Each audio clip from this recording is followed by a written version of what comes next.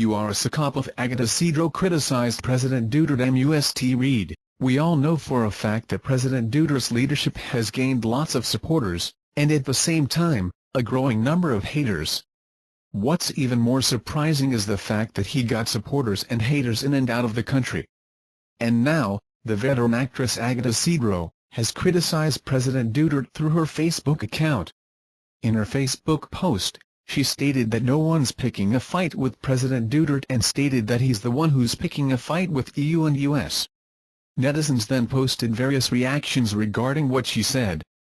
Some say that soon Agot will understand what President Duterte is doing for this country, that someday, she will realize that what President Duterte is doing is for the improvement of our country. Invite you to watch the video. Former President Fidel Ramos disappointed by Duterte administration. Team Philippines is losing badly. With Duterte's 100 days in office as the 16th President of the Philippines, Filipinos still have mixed feelings about the new administration. Some lauded the president for focusing on matters which haven't been prioritized during the previous administrations. Many also praised him for the ongoing war on drugs, which has yielded more than 700,000 drug users to surrender. But some notable personalities including politicians can't help but air their sentiments regarding their disappointments. For one, former President Fidel V. Ramos described the administration as a letdown. In a column published by Manila Bulletin last Saturday, FVR stated, "In the overall assessment by this writer, we find our Team Philippines losing in the first 100 days of Duterte's administration, and losing badly. This is a huge disappointment and letdown to many of us." His assessment, according to him, is based simply on two concepts of primordial importance, leadership and teamwork, because that is where the obvious failures have emerged at this point in time. FVR was earlier assigned by Duterte himself to be the emissary to China to conduct the bilateral talks on the geopolitical issues between the two countries. Of course, we are talking only of the first 100 days. We do not indicate here a wish list of our highest aspirations to be achieved in the 6 years of the president's term, but only what could have been doable by Digong, if he had hit the ground running instead of being stuck in unending controversies about extrajudicial killings of drug suspects and in his ability at using cuss words and insults instead of civilized language, Ramos added. He also commented on the Hitler issue. In the case of his recent Hitler quip, no amount of apology could mollify the long-suffering Jews who have done well for the Philippines. Of course, being a former president and a former soldier, Ramos also criticized the way Duterte positioned himself against the U.S. Ramos said, "So, what gives? Are we throwing away decades of military partnership, tactical proficiency, compatible weaponry, predictable logistics, and soldier-to-soldier camaraderie just like that? On Duterte's say-so?" But he also noted that there is still chance to right the wrongs and fill the gaps on his first 100 days, saying, "Looking, however, at just the first year of Duterte's 6-year term, there is still enough to correct the most serious in both our national leadership and national team, so that in the end, the Filipino people and the Republic of the Philippines as a competitive country in our part of the world might still regain its rightful reputation as a vigorous and rising competitor in the family of nations, as we used to be." Known for in earlier days, ours is not to heap more brickbats on Duterte, because he has had more than enough already, but to help enable him to transform, through his own efforts, from a mere provincial to a capable, international player at the head of 101 million multicultural Filipinos, Ramos said. The outcome aspired for by the majority of us is to ensure the better future of our younger generations who, in due time, will assume the mantle of leadership over our nation's political, security, cultural, economic, and other interests, he added. Invite you to watch the video. De La Salle professor reacts on Agot Isidro's remark. Read here. Ang Provinciano actress Agot Isidro made a jaw-dropping remark on Facebook that went viral when she referred to our president as a psychopath. Isidro made on Friday a criticizing statement of Duterte's way of dealing with our international relations with the U.S. and international bodies and for belittling as crumbs the foreign aid that the country had been receiving. "First of all, no one's trying to fight you. As a matter of fact, you're the one who's picking a fight. Secondly, the country where you are elected as president by 16 million out of 100+ million is third world. You talk as if the Philippines is a superpower.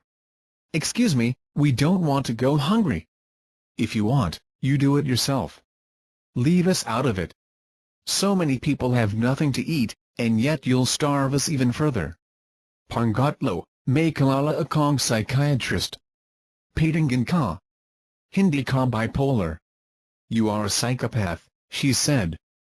Third, I know a psychiatrist. Get yourself checked. You're not bipolar. You are a psychopath. Prior to Isidro's shade, a professor in De La Salle University, Antonio P. Contreras, threw his two with a powerful statement regarding the political illiteracy of the actress. Here is the full quote. Agot Isidro should be ashamed of herself. What she said is precisely what happens when you become mendicant. You think heavens will fall and we will all get hungry just because the US and the EU are pissed off. Let me educate you, Ms. Isidro. International relations is not as simple as you think it is. Countries do not behave like the soap opera characters you play where a bitchiness of one leads to a catfight, or a fistfight.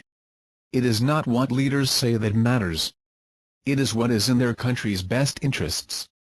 You say we are not a superpower? My dear, we may not be, but we are strategically located that countries like China and the USWOULD like to have a piece of us. Yes, Ms. Isidro.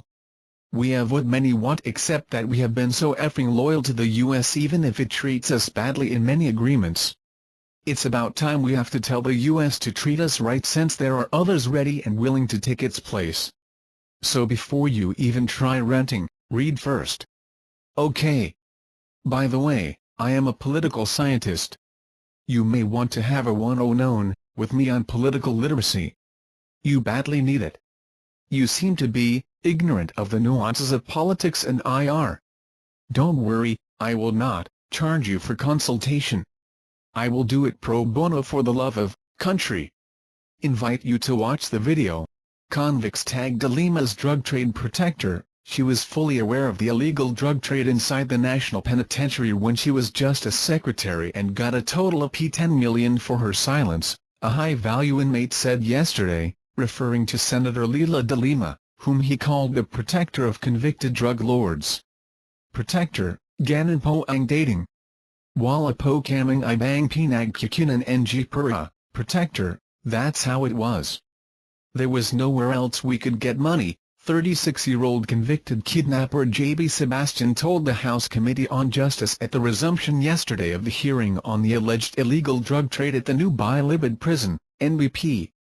He was replying to questions from Compostela Valley Representative Raul Peter Gonzaga. Sebastian, who dropped out of college after his third year in Customs Administration, also disclosed he directly gave P2 million to the former DOJ chief, who told him to leave the box containing the money in the office of then Bureau of Corrections Director Franklin Bukayu. Sebastian said he gave the bulk or P8 million to de Lima's Presidential Security Group aide Jono Sanchez between March and May 2015, but which the close-in security categorically denied, claiming he resigned as PSG detail in March of the same year. Sebastian claimed he had raised funds for de Lima's senatorial campaign last May, but only upon the insistence of Sanchez. The NBP inmate said he is willing to undergo a lie detector test. He also claimed de Lima wanted him dead, and that he had never been a government asset, contrary to what she had said at an earlier Senate hearing on the issue. Sebastian said de Lima's tagging him as a government asset had put him and his family's lives in danger. He said it defies logic that he would allow himself to be left alone at the NBP when all of his inmate colleagues were transferred to the NBI complex in Manila in December 2014. Sa pinagdanan ko, muntig na akong mamatay, si Secretary de Lima lang talaga ang may kasalanan, what I had to undergo nearly cost my life. It's Secretary de Lima's fault, Sebastian related, noting that it was in the senator's interest to have him killed, possibly out of fear that he might implicate her in the illegal drug trade at the NBP. It's hard to speculate, but her announcing on national TV that I was an asset has endangered me and my family, he said. He voiced suspicion fellow inmate Clarence Dongale, an underclassman of convict witness Rodolfo Maglio, may be behind the plot to kill him. Sebastian said being tapped as government asset would require signing documents or doing some paperwork. "I've never signed anything. Technically if I were an asset I would have signed paper. Logically, it's not right to call me an asset while I'm still among other prisoners," he said, as he called de Lima a liar. Dongale was involved in what was reported as a prison riot, which left Sebastian and several others wounded and a drug lord killed. Invite you to watch the video. Trump still alive, but Republican Party in tatters. After nearly 18 months of vitriolic campaigning and two incendiary presidential debates, it is clear that the 2016 race for the White House is truly like no other. The release of a 2005 video containing lewd and sexist comments made by Republican nominee Donald Trump has further roiled his party, which was already in tatters and without a path forward. Now, many party stalwarts have abandoned their own candidate. Here are the key lessons learned so far with 4 weeks to go before Americans go to the polls on November 8 for an election that will end with either Trump, 70, or Democratic rival Hillary Clinton, 68, succeeding Barack Obama as U.S. President. Team Trump breathed a relative sigh of relief Monday after the second debate between the White House hopefuls. On Saturday, one day after the bombshell release of the video showing Trump making aggressively sexual remarks about groping and forcing himself on women, it looked like the real estate mogul was one step away from political oblivion. A cascade of repudiation from fellow Republicans flooded Twitter, one by one. Party heavyweights including Senator John McCain, the 2008 presidential nominee, said they could no longer back Trump.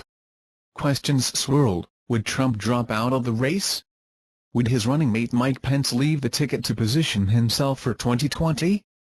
2 days and one debate later, Trump seems on better footing. His combative debate performance, heavy on zingers, light on substance, appeared to have righted the ship. Pence, who said he was offended by Trump's comments, changed tack. "Nobody is perfect," Pence told MSNBC. "I'm honored to be standing shoulder to shoulder with him." For Julian Zelizer, a professor of history and public affairs at Princeton University, Clinton missed a knockout punch during Sunday's debate. Former Obama aide David Axelrod agreed that Trump did well enough to prevent collapse, but added, "not well enough to change trajectory, and trajectory is not good." An NBC News Wall Street Journal poll released Monday, conducted after the video was released but before Sunday's debate, showed Clinton with a double-digit lead over her Republican foe. Debate the issues?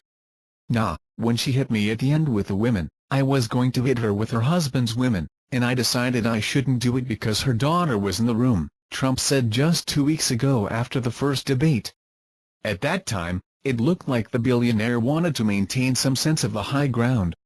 But on Sunday, with Chelsea Clinton again in the room, a defiant Trump changed his tune.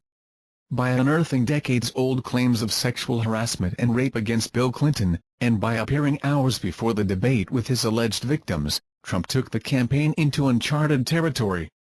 The women were then invited to the debate, and Trump reportedly even tried to seat them in his family box, so the former president would have to face them when he entered the room. The level of animosity and rancor between the two candidates is now so elevated that it seems impossible to think that at their third and last debate on October 19 in Las Vegas, they will actually tackle the political and diplomatic issues at hand. Republicans in crisis. Since Trump first announced his candidacy on June 16, 2015, the grand old party has performed a delicate, and uncomfortable, balancing act. In recent days, that balancing act has morphed into a full-on circus. By attacking Clinton on issues that fueled his success in the primaries, such as her use of a private email server while serving as Secretary of State, the Benghazi controversy and her basket of deplorables gaffe, Trump ably energized his core supporters in the party. But the party's top players are fleeing from him, with House Speaker Paul Ryan all but conceding the race to Clinton and saying he will focus on down-ballot contests to try to preserve the Republican majority in Congress. There has always been more resistance to Trump among the party leadership than the rank and file, veteran political analyst Larry Sabato of the University of Virginia said in his post-debate review. The vast majority of self-identified Republicans will vote for Trump, and they may be angered by the party leaders who have retracted their endorsements. On November 8, voters will not only choose a new president, but also a third of the 100-member Senate, and all of their representatives in the House. With the Senate seemingly in reach, some Democrats are even dreaming that the GOP implosion could put the House within their grasp. "You all need to do what's best for you in your district," Ryan told Republican lawmakers, saying he would not defend Trump or campaign for him, and effectively giving them his blessing to sever ties with the White House nominee. Trump retorted on Twitter, "Paul Ryan should spend more time on balancing the budget, jobs and illegal immigration and not waste his time on fighting Republican nominee." The split was music to the ears of Team Clinton. Somewhat of a civil war is breaking out in the Republican Party, her communications director Jennifer Palmieri said Monday. "Thank you for watching videos. You remember the likes and comments below, thanks."